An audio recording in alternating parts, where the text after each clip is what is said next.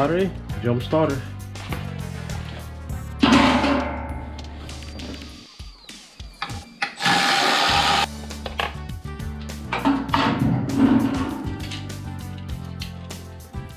Okay, we have right here the red cable, positive, right here is the negative, the battery.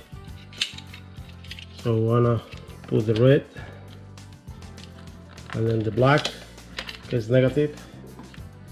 And then after that, I wanna connect the little jumper box like this, and we can see 14 volts. So we're gonna turn on.